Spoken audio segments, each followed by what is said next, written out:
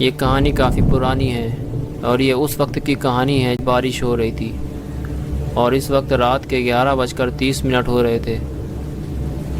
अब बारिश काफ़ी कम हो गई थी, शायद अब बारिश रुकने वाली थी और मैं अपने रूम में लेटा हुआ था और सोने की कोशिश कर रहा था और बुल्ली अपने रूम में कंप्यूटर चला रहा था और वो मेक जोक हॉरर की वीडियोस देख रहा था क्योंकि उसे हॉरर वीडियोस देखना ज़्यादा पसंद है। और तभी बेल बजने की आवाज़ आई और तभी बुल्ली बोला, कुल्ली देखो यार, इतनी रात में कौन आया है।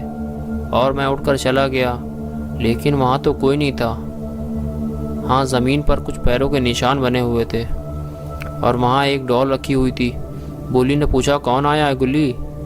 मैंने कहा, भाई कोई नहीं, बस ये डॉल ही रखी हुई थी। बुल्ली ने कहा, लेकिन ये डॉल हमारे दरवाजे पर कौन रख गया है और क्यों? हो सकता है कि बाद में वो इसे लेने आए। मैंने कहा, लेकिन मैं इसे अपने रूम में नहीं रखूँगा, न जाने यह डॉल किसकी है। बुल्ली ने कहा, ठीक है, तुम इसे यहीं छोड़ दो। और फिर मैं अपने रूम में चला गया। बुल्ली भी अपना काम करने लगा।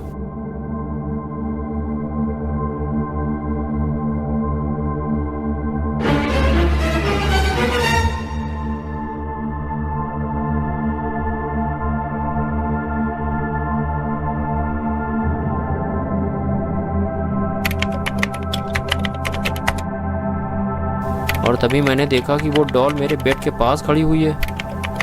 और तब मैं उस डॉल को बुल्ली के पास लेकर गया और बुल्ली से कहा, तुमने इसे मेरे रूम में क्यों रख दिया भाई? मैंने तुमसे कहा था कि मैं इसे अपने रूम में नहीं रखूँगा। तभी बुल्ली बोला, मैंने इसे नहीं रखा भाई, मैंने तुमसे कहा था कि इसे यहीं रख दो, शायद तुम ही इसे ले गए होगे। मैंने कहा कि मैं इसे क्यों ले जाऊँगा, मैंने तो पहले ही मना कर दिया था कि मैं इसे अपने रूम में नहीं रखूँगा, लेकिन अब इसे मेरे पास लेकर मत आना। ये कहकर मैं अपने रूम में चला गया और वो डॉल बुल्ली के बेड पर मैंने छोड़ दी थी।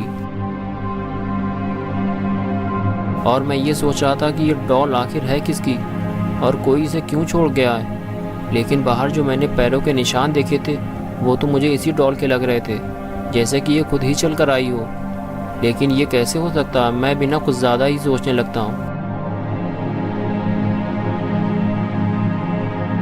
और फिर जब मैंने करवट बदली तो वो डॉल मेरे बेड पर ही लेटी हुई थी। मैं देखकर काफ़ी डर गया और तभी बुल्ली की आवाज़ आई, गुल्ली वो डॉल यहाँ नहीं है, क्या तुम उसे अपने साथ ले गए हो? मैंने कहा, ये है वो डॉल जिसे तुम जानबूझकर मुझे डराने के लिए मेरे बेड पर रखाए थे। बुल्ली ने कहा, भाई मैं तो यहाँ से हिला भी नहीं हूँ, मैं तो कंप्यूटर पर ही काम कर रहा हूँ और मैं तुम्हें क्यों डराऊँगा। मैंने कहा, ठीक है, अब मैं इसे स्टोर रूम में बंद करने जा रहा हूँ। ये कहकर मैं उस डॉल को स्टोर रूम में ले गया और मैंने उसे वहीं बंद कर दिया।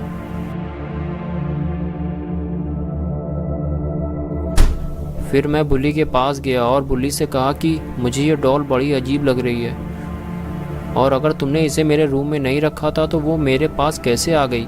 मुझे इससे डर लगने लगा है। बुल्ली ने कहा, ये सिर्फ एक डॉल है और कुछ नहीं, इसमें डरने की क्या बात है। हाँ, ये बात थोड़ी अजीब है कि ये डॉल तुम्हारे पास कैसे पहुंच जाती, ये तो मेरे भी समझ में नहीं आ रहा। ठीक है, अगर कल इसे कोई लेने नहीं आया तो मैं खुद इसे उस कुएं में फेंक दूंगा जो हमारे घर के सामने है, क्योंकि वो काफ़ी पुराना कुआं है और उसका पानी भी अब कोई नहीं पीता, ना उसके पास कोई जाता है। अब तुम जाकर सो जाओ।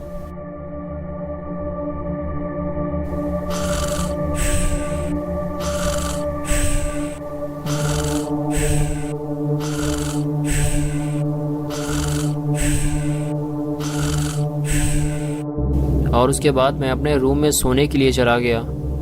मैं अपने बेड पर लेट तो गया था, लेकिन मुझे नींद नहीं आ रही थी और अजीब सी घबराहट हो रही थी, जैसे कि कुछ बुरा होने वाला है।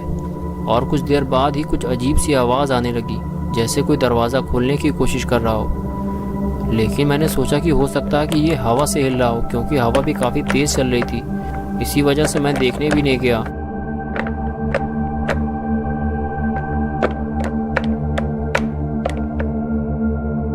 और फिर दरवाज़ा खुलने की आवाज़ आई, जिसने मेरी धड़कनों को बढ़ा दिया, क्योंकि मैं जानता था कि हवा कितनी भी तेज़ हो लेकिन दरवाज़ा अपने आप नहीं खुल सकता। और फिर चेन सॉ चलने की आवाज़ आने लगी। हाँ, वही चेन सॉ जो अक्सर पेड़ काटने के काम में लाया जाता है। लेकिन वो तो स्टोर रूम में रखा हुआ था। फिर मुझे याद आया कि वो डॉल भी मैंने स्टोर में बंद कर दिया था। कहीं उसने स्टोर का दरवाज़ा तो नहीं खोल लिया? अगर इस डॉल ने कुछ गड़बड़ की ना तो आज इसकी शामत आ जाएगी। मैं उसे उठाकर बाहर फेंक दूंगा। और मैं फ़ौरन उठकर गया तो देखा कि वो डॉल स्टोर से बाहर आ चुकी थी और उसके हाथ में चेन सा था और वो बुल्ली की गर्दन काट रही थी और अब उसका सर धड़ से अलग हो चुका था।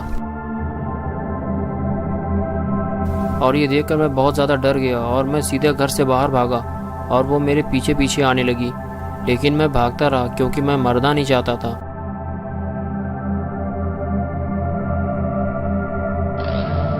मैं बस भागता रहा। भागते भागते मैं उस कुएं के पास पहुंच गया जो हमारे घर के सामने था।